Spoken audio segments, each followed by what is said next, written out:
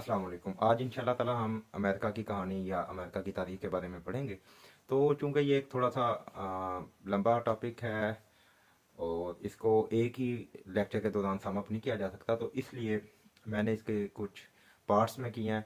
तो जो पहला हिस्सा इसका बनाया वो ये है कि अमेरिका की जो 13 मेजर कॉलोनीज थी उनके ऊपर बरतानिया का कब्जा कब हुआ, कैसे हुआ और किन हालातों वाकयात में हुआ। तो इंशाल्लाह ताला इस चीज़ को बेहतर समझने के लिए, अगर मेरा ख्याल है, मेरा मानना ये है कि अगर हमने किसी रियासत या मुल्क की तारीख पढ़नी है तो उसके लिए मेरा ख्याल है कि ज़रूरी है कि हम उसकी उसके विजुअलाइज उसकी टेरिटरी को विजुअलाइज करके देखें और उसकी टेरिटरी उसकी जोग्राफिया को समझें। जब तक हम किसी मुल्क या रियासत के जोग्राफिया और उसके जो है मोहल्ले को नहीं समझ सकते, तो उसके मुल्क के बारे में जानना, उसकी तारीख के बारे में जानना काफ़ी मुश्किल हो सकता है। तो इसीलिए मैंने कोशिश की है कि अपने इस लेक्चर में, और ये लेक्चर देने में, अपलोड होने में देर भी इसीलिए हुई है कि मैं साथ के साथ विजुअलाइज कर रहा था। और मेरा ख्याल है कि यूट्यूब पे इंशाल्लाह ताला ये मेरा लेक्चर, चंद एक लेक्चर ऐसे होंगे, वरना मेरी नज़र में ऐसा कोई लेक्चर नहीं गुजरा जिसमें साथ के साथ विजुअलाइज किया जा रहा हो। तो इंशाल्लाह ताला बच्चों आपको फ़ायदा देगा। मैंने कोशिश किया कि एक अच्छे तरीके से आपको अंडरस्टैंड करवाया जा सके। आइए स्टार्ट करते हैं बच्चों। सबसे पहले ये है एशिया का इलाका। ये हमारा जहाँ पाकिस्तान है, ये हमारा बर-ए-आज़म एशिया। ठीक है। पाकिस्तान के साथ जो जो ममालिक लगते हैं, अफगानिस्तान, ईरान और इंडिया। फिर इसी तरह अब हम यहाँ से मगरिब की तरफ चल रहे हैं। ठीक है। ये हमारा नक्शे में मगरिब है, यहाँ पे तुर्की आ जाता है और ये इसका कैपिटल ये इस्तांबुल है। ठीक है। ये बहुत अहमियत की हामिल है ये इस्तांबुल की जगह, तजारत के हवाले से भी। और आपको इल्म होगा इस्तांबुल जो है ये बहुत मुक़द्दस शहर है, मुसलमानों के लिए भी, यहूदियों के लिए भी और ईसाइयों के लिए भी। तो मजहबी लिहाज से भी इस शहर की बहुत ज़्यादा अहमियत है, और जोग्राफियाई लिहाज से भी ये शहर जो है, ये इलाका जो है इस्तांबुल का, बहुत ज़्यादा अहमियत का हामिल है। तो जी अब आते हैं, हमने चूंकि आज हम देख रहे हैं अमेरिका, और ख़ासतौर पे ये जो लेक्चर है वो ये मुश्तमिल है कि अमेरिका के अंदर ब्रिटेन कैसे दाखिल हुआ, और ब्रिटेन या जो बरतानिया है जिसको हम यूके, यूनाइटेड किंगडम भी कहते हैं, उसने कब अमेरिका में दाखिला किया और किस किस इलाकों में कैसे कैसे गया। तो अगर हम थोड़ा सा जूम आउट करें तो बच्चों ये आपको किंगडम, यूनाइटेड किंगडम यूके नज़र आ रहा है, और यूके के बिल्कुल साथ ये देखें आयरलैंड इसका हिस्सा जो कि, और लंदन जो इसका कैपिटल है। फिर आपको ये फ्रांस भी नज़र आएगा और ये स्पेन भी है। ठीक है। तो यूके और फ्रांस और स्पेन, ये तीनों ममालिक जो हैं, ये शुरू से ही बच्चों जो पुराने वक्तों से ही ये दुनिया के मुख्तलिफ ममालिक में जाते हैं। और हमने देखा कि जो कॉलोनाइजेशन का कॉन्सेप्ट है वो इन्हीं ममालिक ने जो है पुराने दौर में दूसरे ममालिक में जाकर और उन्हें अपनी अपनी कॉलोनीज बनाई और वहाँ पे अपने पंजे गाड़े। तो आइए बच्चों, यहाँ से हम इसको जूम आउट कर रहे हैं नक्शे को। इस साइड पे ये मगरिब की साइड है, ये मगरिब की साइड पे अगर हम चलते जाएं तो ये तकरीबन ये दरमियान में फासला है, यहाँ से लेकर यहाँ तक। ये यूनाइटेड किंगडम बरतानिया से लेके ये यहाँ तक, ये आगे अमेरिका का, बर-ए-आज़म अमेरिका शुरू हो जाता है। ठीक है। तो बच्चों अब हम देखते हैं कि अमेरिका के अंदर पहले हम विजुअली देख लेते हैं, फिर इंशाल्लाह ताला इसको तफसील में डिस्कस कर लेते हैं। ये बच्चों अमेरिका है। ये अब हम इसको जूम इन करते जा रहे हैं और यहाँ पे हमारे पास अमेरिका की 13 बड़ी कॉलोनीज़ के नाम हमें नज़र आ जाएंगे, जो कि जिनके ऊपर बरतानिया ने कब्ज़ा किया। और बरतानिया का इस तरह जो है, जो हम कहते हैं कि बरतानिया का सौदा कभी नहीं टलता था, और बरतानिया की जो बहुत ज़्यादा हुकूमत थी वो हम अब देखते हैं कि अमेरिका के अंदर जो पहले 13 कॉलोनीज़ पे बरतानिया ने हुकूमत की वो कौन कौन सी थी। तो बच्चों ये है वर्जीनिया, सबसे पहली कॉलोनी वर्जीनिया। ये आप देख रहे हैं, ये वर्जीनिया, और एक ये वेस्ट वर्जीनिया, और एक ये। तो बच्चों वर्जीनिया है, मैसाचुसेट्स है, मैसाचुसेट्स भी ये है, ये मैसाचुसेट्स। ठीक है। और मैसाचुसेट्स के बाद रोड्स आइलैंड है, ये जहाँ पे आ रहा है लिखा हुआ है, ये रोड्स आइलैंड। ये कनेक्टिकट जो है, और न्यू हैम्पशायर जो है, यहाँ पे न्यू हैम्पशायर भी होगा, ये न्यू हैम्पशायर। ठीक है। ये न्यू हैम्पशायर। और फिर उसके बाद न्यूयॉर्क, न्यूयॉर्क भी यहीं पे आपको भी नज़र आ जाएगा, ये न्यूयॉर्क है, ये जो है। ठीक है। न्यूयॉर्क के बाद फिर न्यू जर्सी भी न्यूयॉर्क के साथ ही होगा, ये देख लेते हैं अभी हम न्यू जर्सी, ये है न्यू जर्सी। इसी तरह फिर जो है पेंसिल्वेनिया, ये हमारे पास पेंसिल्वेनिया भी आ गया। हम्म,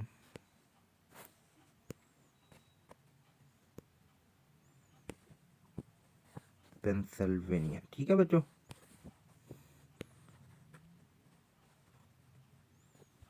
ये पेंसिल्वेनिया हमारे पास आ गया। ठीक है। और उसके बाद पेंसिल्वेनिया के पास डेलावर है, मैरीलैंड है, ये दोनों डेलावर और मैरीलैंड है। फिर नॉर्थ कैरोलिना और साउथ कैरोलिना, ये है नॉर्थ कैरोलिना, और ये इसके साथ ही नीचे जो है साउथ कैरोलिना और फिर एक जॉर्जिया। तो बच्चों ये 13 रियासतें हैं जिनके ऊपर बरतानिया ने, ये अलग अलग रियासतें, इनको बरतानिया ने कॉलोनीज़ बनाया और इन इलाकों पे अपनी हुकूमत कायम की और यहाँ के रिसोर्सेज और लोगों को मैनिपुलेट किया, अपने फ़ायदे के लिए इस्तेमाल किया। और तो ये आपने अब नक्शा देख लिया है, बाकी कहानी हम इंशाल्लाह ताला इस नक्शे को अपने जहन में रखें। बाकी दूसरी एक चीज़, जो इन इलाकों का ऊपरी हिस्से हैं, जो ऊपर वाले हैं, ये जो जैसे फिलाडेल्फिया, न्यूयॉर्क, पेंसिल्वेनिया, मैरीलैंड, ये इस इलाके को, ऊपर वाले हिस्से को हम नॉर्थ में पढ़ेंगे, और जो नीचे वाले इलाके हैं जिसमें जॉर्जिया है और ये कैरोलिना है, इसको हम साउथ में पढ़ेंगे। ठीक है जी। इसको हम कहेंगे कि ये साउदर्न कॉलोनीज़ थी और जो ऊपर वाले हैं ये नॉर्दर्न कॉलोनीज़ हैं।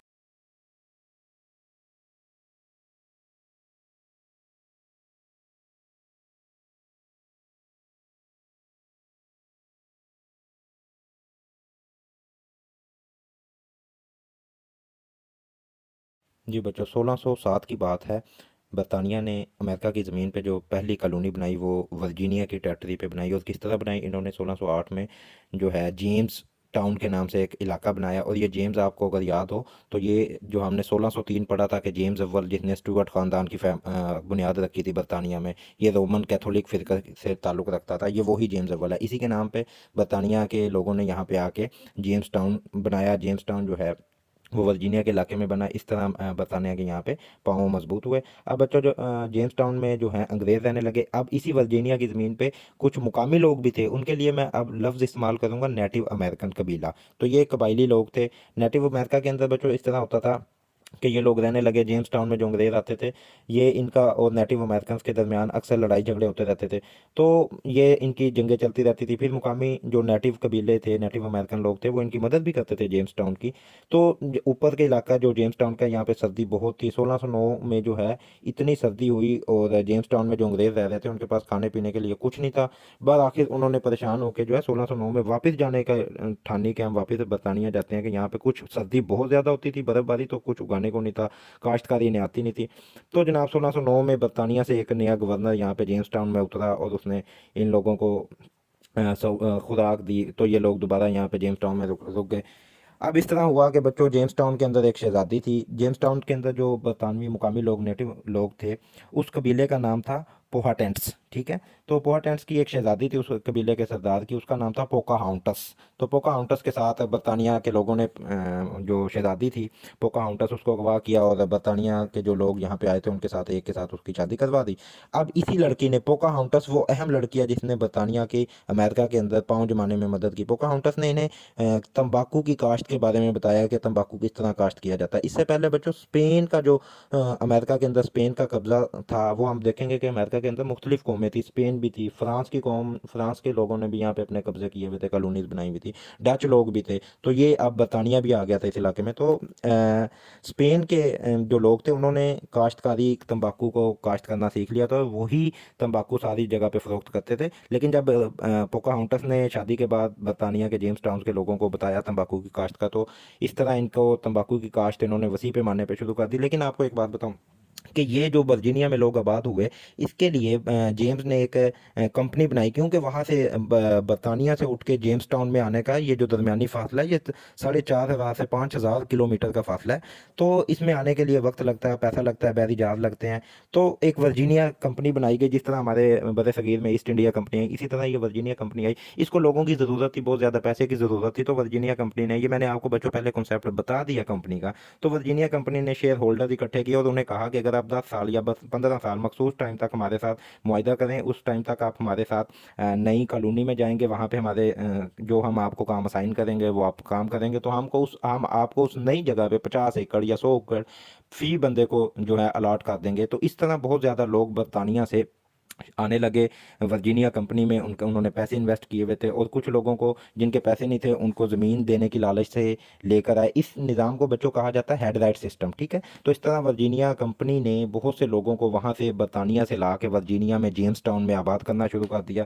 तो खैर ये बच्चों इस तरह मामला चला। ये लोग जो है यहाँ पे तंबाकू की काश्त करते और इसको बाकी इलाकों में सेल आउट करते। फिर आहिस्ता आहिस्ता हुआ इस तरह के, तंबाकू जो है बच्चों ये बहुत ज़्यादा लेबर इंटेंसिव है, बहुत ज़्यादा लोग इसको चाहिए होते हैं तंबाकू की काश्त के लिए। तो फिर इस तरह हुआ कि इन्होंने आहिस्ता आहिस्ता अफ्रीका से अफ्रीका के जो गुलाम हैं उन लोगों को, हबशी गुलामों को, लोगों को अफ्रीका से गुलाम बना के यहाँ लाना शुरू किया और यहाँ पे आके जो है उनसे तंबाकू की काश्त करवाते। तो अब 1619 में ये जो पहली दफ़ा, और ये गुलामों वाला कॉन्सेप्ट जो है ये डच लोगों ने इन्हें दिया, बरतानिया को। डच लोग गुलामों को लाते थे अफ्रीका से, काले लोगों को गुलाम बना के और उन्हें यहाँ रखते। अब वर्जीनिया कंपनी ने देखा कि यहाँ पे तो जो हम लोग वहाँ से बरतानिया से लेके आ रहे हैं और उनको काश्त कर रहे हैं और इतनी इतनी ज़मीनें दे रहे हैं और उनके नखरे बर्दाश्त कर रहे हैं, इससे बेहतर है अफ्रीका के लोगों को यहाँ लाया जाए, गुलाम बनाया जाए, उन्हें 2 वक्त की रोटी दी जाए और अपनी मर्जी से उनसे काम लिया जाए। चुनाचा ये मामला तो उन्होंने इस तरह किए और 1619 में बरतानिया ने डच लोगों की मदद से ही पुर्तगाली जहाज जो कि गुलामों से भरा आ रहा था, गुलामी जहाज को लूटा और तकरीबन जो है जितने उसमें गुलाम थे सारों को अपना गुलाम बना के वर्जीनिया के इलाके में ले। यहीं से बच्चों अमेरिका की 250 साल जो गुलाम, अमेरिका के गुलाम हैं, हबशी गुलाम, उनकी 250 साल गुलामी का आगाज हुआ। ठीक है जी। फिर 1617 में क्योंकि पोकाहांटस जो शहजादी थी, जो नेटिव अमेरिकन की कबीले की शहजादी थी जिसकी शादी हुई थी, वो भी फोत होगी। तो इस तरह बच्चों नेटिव कबीले का और बरतानिया के लोग जो वर्जीनिया में जेम्स टाउन में काबिज हुए हुए थे, इनके दरमियान बहुत सी लड़ाइयाँ हुई क्योंकि वो मुकामी लोग थे, उनके पास असला नहीं था, जिद्दत नहीं थी, टेक्नोलॉजी नहीं थी और वो पुराने ख्यालात के पुराने लोग थे। और ये जो बरतानिया के लोग थे ये बहुत ज़्यादा हथियारों से लेस और बंदूकों का इनके पास दौर था। तो इस वजह से ये जीत गए और इस तरह बच्चों बरतानिया का अमेरिका के अंदर जो पहली कॉलोनी वर्जीनिया बनी उसमें बरतानिया ने उसको अपने कब्जे में ले लिया मुकम्मल तौर पे। ठीक है।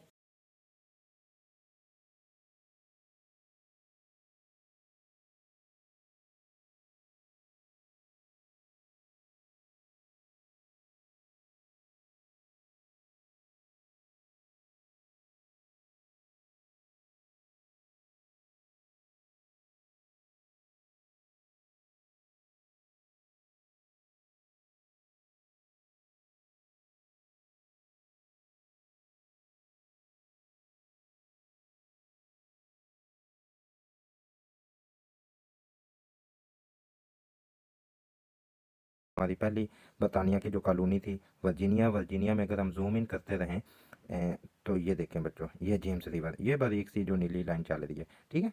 तो यहाँ पे इसके किनारे पे ही जेम्स टाउन आबाद था।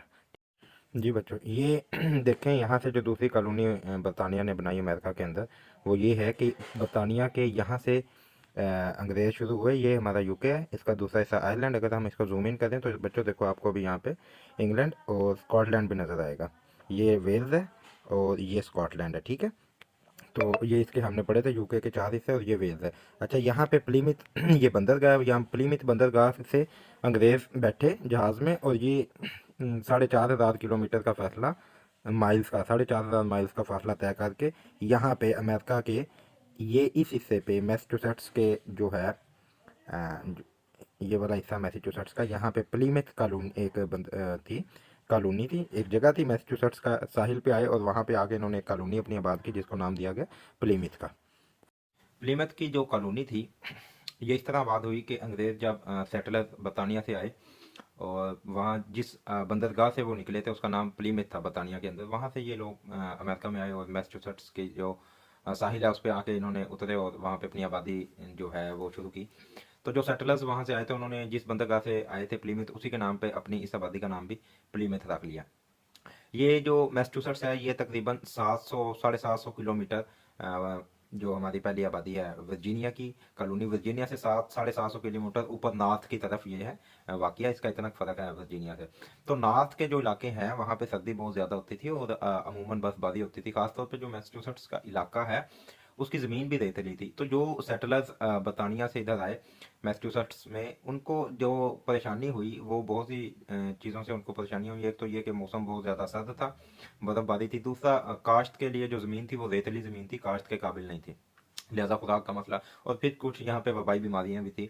तो इन हालात में उन लोगों का यहाँ पे बरतानिया के सेटलर्स का यहाँ पे रहना मुश्किल हो गया। तो इन हालात में फिर जब इनके पास खुराक की किल्लत और दूसरी वबाई बीमारियाँ, तो मैसाचुसेट्स के इलाके पे जो मुकामी नेटिव अमेरिकन रहते थे, जो कबाइल की सूरत में रहते थे, वो फिर इनकी मदद को आ गए। उन्होंने इनके साथ इनकी मदद की, इनको खुराक दी। अच्छा, यहाँ पे एक बड़ा दिलचस्प चीज़ जो है वो ये है कि उन्होंने इस दफ़ा नेटिव अमेरिकन ने मदद के बदले में कुछ चाहा। उन्होंने इनको खुराक दी लेकिन बदले में इनसे असला लिया, बंदूकें ली, राइफल्स जो भी उस दौर में इनके पास थी बरतानिया के पास, वो चीज़ों के बदले में खुराक दी। फिर आहिस्ता आहिस्ता हल्की फ्रेंडशिप होने लगी, तजारती मामला चलने लग गए यहाँ पे, सॉरी। तो फिर क्या हुआ इसके साथ, इन लोगों ने जब इनकी मामला तजाती मामला चलने लग गए और जाहिर है रेतली जमीन थी, मुसलसल ये उस चीज को कैरी ओवर नहीं कर सकते थे। तो एक वक्त आया कि इन्होंने मुकामी नेटिव अमेरिकन से वहां पे काश्त का तरीका सीख लिया। रेतली जमीन में मछली की खाद को इस्तेमाल करते हुए, मछली की खाद को इस्तेमाल करके वहां पे मकई की पैदावार की। तो ये तरीका इन्होंने मुकामी नेटिव अमेरिकन कबाइल से सीखा और इस तरह अपनी जो जरूरत की खुराक थी अब ये बनाने लगे। जिस तारीख को इनका पहली फसल खाद की तैयार हुई 1600 आई थिंक 1621 में, हाँ जी 1621 में जो इनकी फसल तैयार हुई खाद की, मछली की खाद से रेतली जमीन पे, तो इसके खुशी में इन्होंने एक 3 दिनों का जश्न मनाया। जिस 1863 में उस वक्त के सदर इब्राहिम लिंकन ने 24 नवंबर को इसी थैंक्स गिविंग डेज के मौके पर जो है उसकी याद में 24 नवंबर को अमेरिका में सालाना सरकारी छुट्टी का ऐलान किया, जो अभी तक चल रही है। तो खैर जब ये मामला हो गए और उन्हें मकई की काश्त उनकी कामयाब हुई, तो इसके बाद आहिस्ता आहिस्ता फिर जब बरतानिया अपनी ज़रूरियात के बाद मजीद आगे रियलिज्म और इम्पेरियलिज्म के उसमें आगे से आगे बढ़ने लगा, तो मुकामी नेटिव अमेरिकन के साथ इसकी जो है झड़पें होने लगी। इन्हीं झड़पों में अब लड़ाइयाँ शुरू होगी, मुकामी नेटिव अमेरिकन और बरतानवी लोग और फौज आपस में लड़ती। चूंकि बरतानिया की फौज के पास असला था और मुकामी नेटिव अमेरिकन इतने ज़्यादा असला नहीं रखते थे, तो ये लड़ाई काफ़ी अच्छा चलती रही। तो तकरीबन 38 ईयर्स के बाद 1875 के अंदर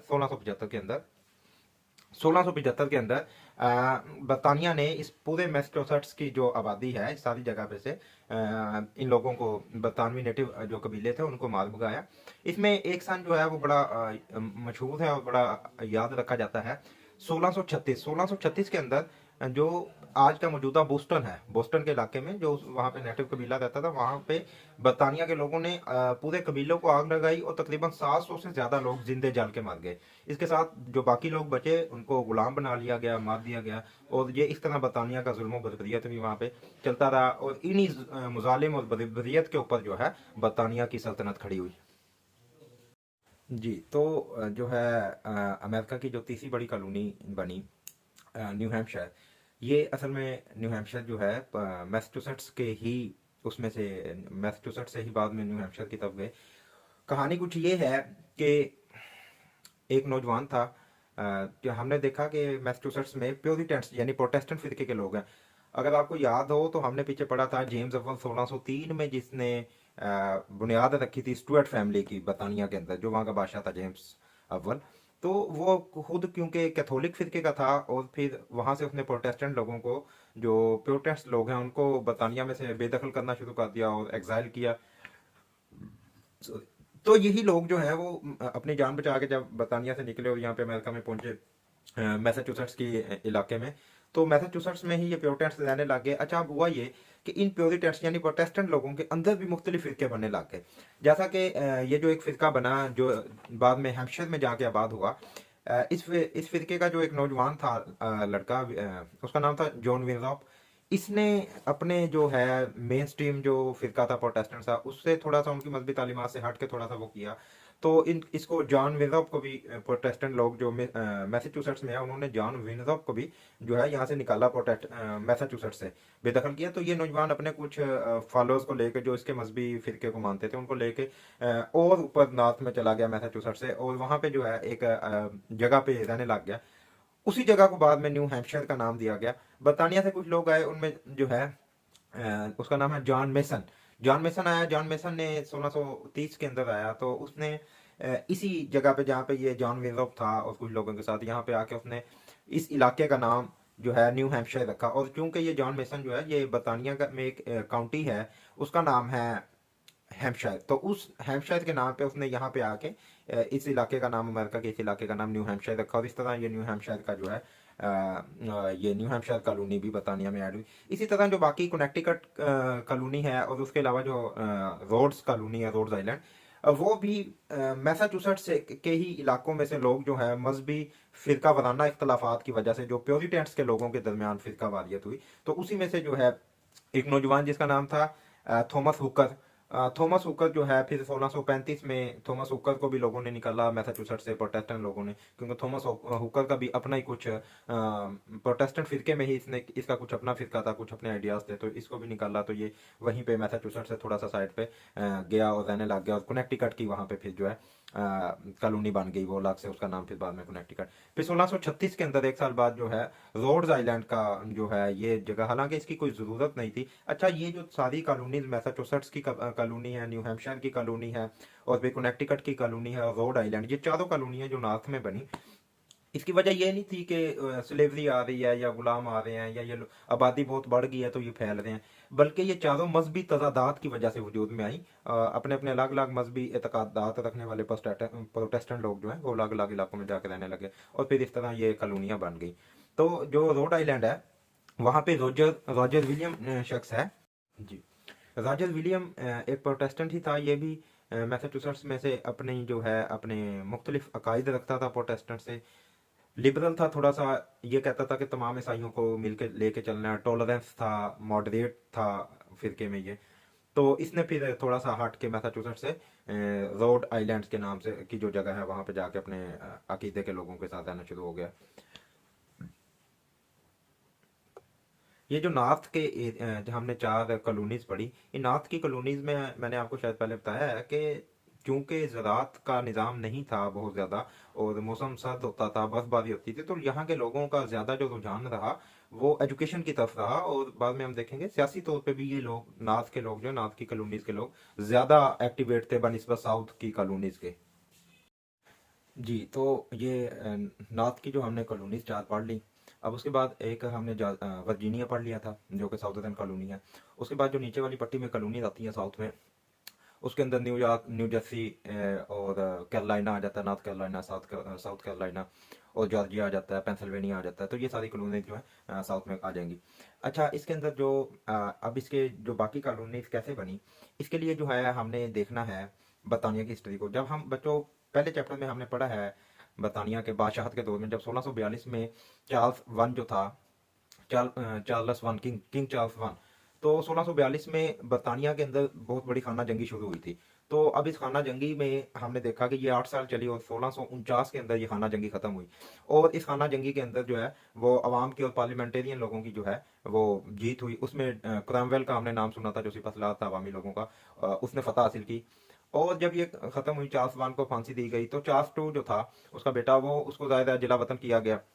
फिर हमने देखा कि 1658 में क्रैमवेल जब अपनी मौत मरा, तो 1660 में दोबारा से चार्ल्स टू को, जो जिला वतन हो गया था, यूरोप की तरफ चला गया था, उसको दोबारा वहां से वापस लाए गए, और इंग्लैंड और वेल्स और सारे का जो है उसको बादशाह बनाया गया, चार्ल्स टू। तो चार्ल्स टू के साथ जिन लोगों ने उसकी मदद की बादशाह बनने में, खासतौर पर जो उमरा और नोबल लोग थे, उनमें से जो 8-9 जो लोग थे, उनको चार्ल्स टू ने कुछ जमीनें अलॉट की इस खुशी में, उनके नाम के तौर पे।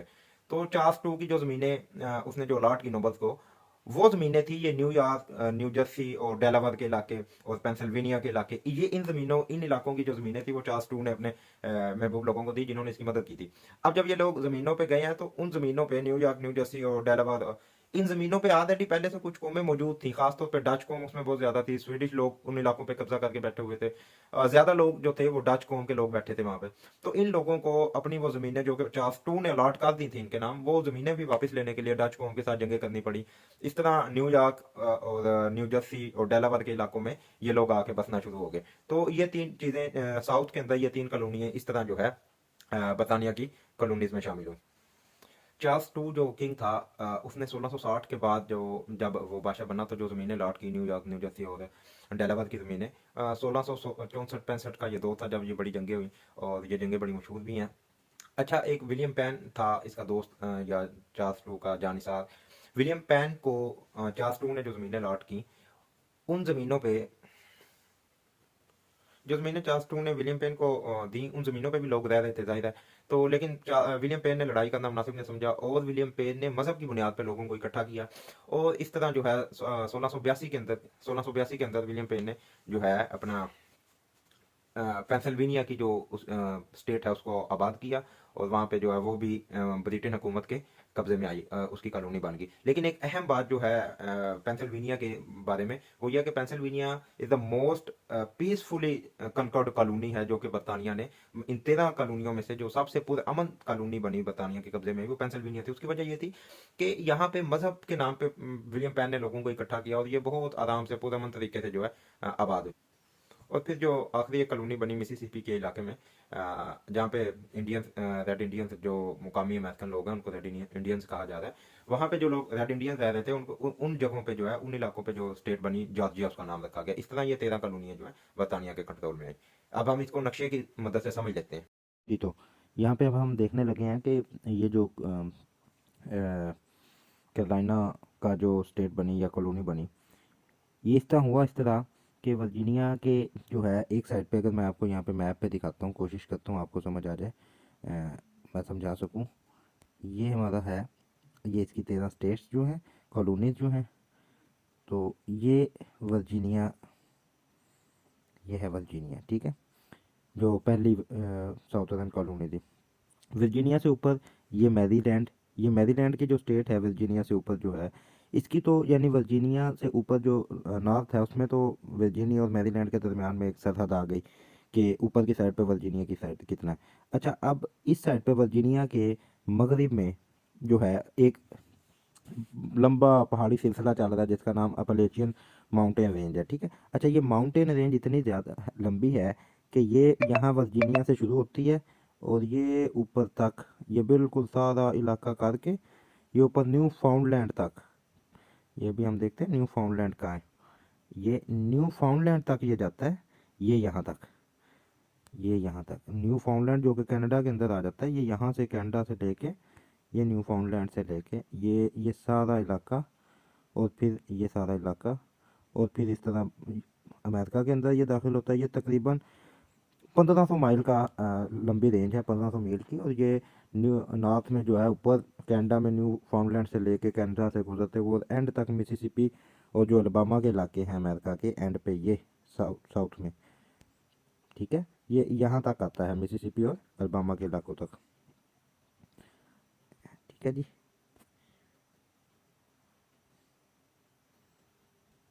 जी, ये है, ये वर्जीनिया, ये न्यूयॉर्क, ये नीचे आ जाए नॉर्थ और साउथ कैरोलिना, और ये अल्बामा मिसिसिपी के इलाके, यहाँ तक ये जो है अपलेचियन माउंटेन रेंज अभी यहाँ तक है। अच्छा, तो मसला ये था कि वर्जीनिया के मशरिक में तो समुंदर है, मगरिब में पहाड़ी रेंज है, तो वहाँ भी नहीं फैल सकता वर्जीनिया। ऊपर की तरफ मैरीलैंड में भी इसकी वर्जीनिया की सरहद तय हो चुकी है।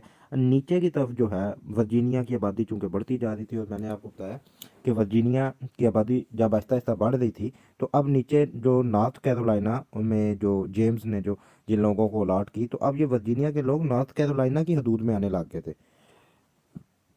तो ये बहुत मसला हुआ कि वर्जीनिया की आबादी और नॉर्थ कैरोलिना, ये इतना मसला बड़ा, जंगें हुई इसके ऊपर अपने ही आपस के लोगों में, इनके दरमियान, के बादशाह को बाउंड्री सेट करनी पड़ी वर्जीनिया और नॉर्थ कैरोलिना, साउथ कैरोलिना की, क्योंकि वर्जीनिया में उस वक्त तक अपना लेजिस्लेटिव हाउसेज आ गए थे और उसमें नुमाइंदगी का मसला था, ठीक है बच्चों।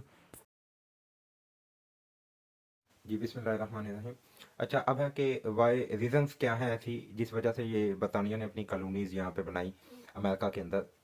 तो इसकी काफ़ी सारी रीजंस हैं। एक दो जो बड़ी वजूहत है उसमें तो है क्वेस्ट फॉर गोल्ड, के सोने की लालच थी इन्हें, कि ये चाहते थे सोना मिले। इसमें हमने पढ़ा कि दूसरा ये कि ये रूट्स चाह रहे थे कि इनको आलमी मंडियों तक जो है वो रास्ता मिले, रूट मिले। उसमें 1453 1453 में सुल्तान मोहम्मद फातेह ने ऑटोमन एम्पायर को अपने को बढ़ाते हुए जब बैजेंटाइन एम्पायर यानी इस्तांबुल जो इसका गढ़ था उस पर हमला किया और तुर्की और इस्तांबुल को फतह किया, तो उसके बाद उसने सुल्तान मोहम्मद फातेह यानी ऑटोमन एम्पायर ने इनका रास्ता यूरोप का ब्लॉक कर दिया तजारत के लिए। उस वक्त की जो बड़ी मंडियाँ थी, उस वक्त में आलमी मंडी जो थी वो चीन था, जापान था और एशिया में इंडिया था।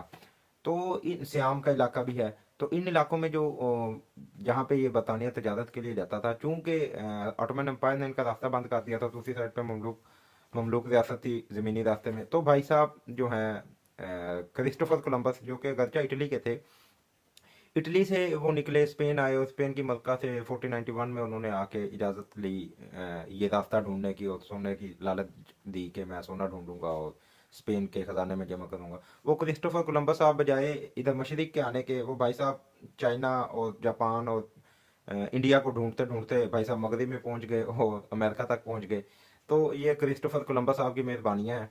तो स्पेन के पीछे पीछे फिर बरतानिया भी जाने लग गया, क्योंकि स्पेन, बरतानिया, फ्रांस उस वक्त इंपीरियलिज्म की दौड़ में लगे हुए थे। तो इंपीरियलिज्म से याद आया, इसकी ये भी एक वजह है इंपीरियलिज्म के, जो पावर गेनिंग की दौड़ है मुल्कों के दरमियान। हमने पढ़ा कि जो इंसान स्टेट्स है वो इंसानों के जरिए ही काम कर रही होती हैं, और चूंकि इंसान कहा जाता है कि पावर गेन करना चाहता है और वो मतलबी है, अपने आप को बढ़ाना चाहता है, तो स्टेट्स भी अपना बढ़ाना चाहती है, अपना दायरा इख्तियार, अपनी टेरिटरीज को हमेशा बढ़ाते रहना चाहती है।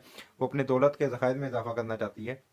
तो एक इसकी वजह ये इंपीरियलिज्म भी है। और फिर उसमें एक वजह ये आ जाती है कि इस दौर में ये जो दौर चल रहा है 15वीं सदी निस्फ, जो 1450 से ऊपर जब से ऑटोमन एम्पायर आए और उन्होंने इनका रास्ता बंद किया बरतानिया का, तो इस सदी के दौरान अब यूरोप के अंदर इनलाइटमेंट आने लगी, मोनार्की और थियोक्रेटिक रियासत से डेमोक्रेसी की तरफ यूरोप आने लगा। तो ये सारी चीज़ें जो आज जिसका यूरोप दावेदार बना हुआ है, जदीद यूरोप दावेदार बना हुआ है, ये सारी चीज़ें इन्होंने अभी शुरू की। अलबत्ता खैर अब डेमोक्रेसी की तरफ आने लग गए थे, अब लोग जहालत से निकल के पढ़ाई एजुकेशन इसमें आने लग गए थे। तो ये सारी वजूहत और फिर सोने की लालच, ये कुछ वजूहत थी जिस बिना पर जो है बरतानिया मुख्तलिफ कॉलोनियों के ऊपर कब्जा कर। फिर जो है एक बड़ी वजह जो बनी वो प्रोटेस्टेंट या प्यूटेंट्स जो फिरका है, उसका अंदर भी रिलीजियस जो इनके तसादुम हो रहे थे मुख्तलिफ फिरकों के। वो हमने पढ़ा कि जब जेम्स अव्वल और चार्ल्स चार्ल्स दोम, ये सारे दौर में ये जो स्टुअर्ट ख़ानदान की बुनियाद रखी 1607 में, 603 में, 1603 में, ये सारे मामलात जो चलते रहे हैं, इस सारे मामलात में जो बड़े इनके फिरके थे ईसाइयों के, उसके अपने अंदर मुख्तलिफ फिरके बनते थे, और इन फिरकों की ये जो रिलीजियस प्रोसिक्यूशन से बचने के लिए भी, और फिर हमने देखा मेन कैथोलिक और प्यूटेंट्स यानी प्रोटेस्टेंट है, फिर प्रोटेस्टेंट के अंदर भी मजीद फर्दर फिरके जो बने, जिसकी वजह से वो मैसाचुसेट्स और न्यू हैम्पशायर और फिर जो हमने पढ़ा डेलाबाद, और ये सारी जो रियासतें, ये इन्हीं फिरकों की वजह से, ये जो नॉर्थ में हमने पढ़ा कि नॉर्थ के अंदर नॉर्थ अमेरिका में जो 4-5 रियासतें बनी, ये मजहबी फिरका वादियत की बिना पे ही बनी थी। तो ये फिरका वादियत तो जो रिलीजियस प्रोसिक्यूशन से बचने के लिए भी ये लोग बाहर भागे, बरतानिया से निकले और जो है यूरोप में इसकी कॉलोनियों की तरफ दौड़े।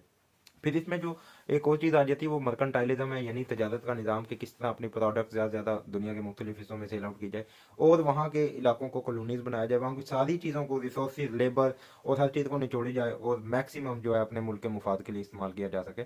तो ये कुछ वजूहत थी जिस बिना पर जो है बरतानिया ने अमेरिका की 13 कॉलोनीज और इससे आगे फिर जो है अपना कब्जा किया।